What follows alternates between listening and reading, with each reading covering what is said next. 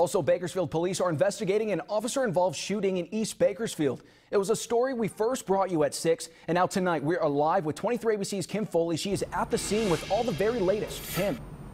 Well, Troy, it's still a very active scene out here at the intersection of Haley and Niles Street. You can take a look behind me. This still got several street lights out here. Officers, the fire department is now out here.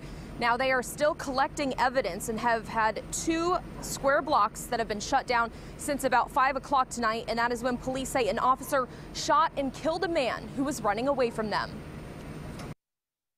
He said, dispatch, we have one Hispanic male, white T-shirt, gray pants, and right after that, 95 seconds, like, pow, pow, 2 shots right away. Shots that police say were fired by one of their own. It all started around 5 o'clock when BPD says one of their officers was driving near the intersection of Pacific and Miller Streets when they spotted a man carrying what they thought was a gun.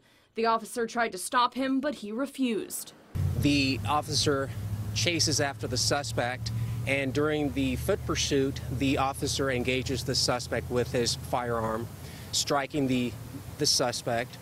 The officers provided CPR to the suspect until the paramedics arrived. But witnesses tell a different story. The guy went into the alley behind my aunt's house and laid down, and he was screaming, "I surrender, I don't have a gun."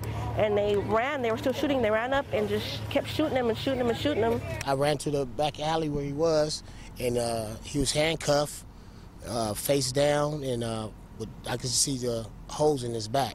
Family members identified the man as 28-year-old Jonathan Lopez. His cousin says he was one who always tried to bring people together. He's passive and humble. That's who Jonathan is. While there are a lot of unanswered questions tonight, witnesses say they know one thing for sure. I feel that they shouldn't have shot him if he's screaming, "I don't have a gun," and he's laying on the floor. Killing is killing, regardless if you have a badge behind you or not. Murder is murder. Now, several questions, including if the victim actually had a gun or if he fired at the officers, remain unanswered tonight. Police saying that it is very early in their investigation. We'll continue to follow the story throughout the night and have the very latest on Good Morning Kern County. Live in East Bakersfield, Kim Foley, 23 ABC.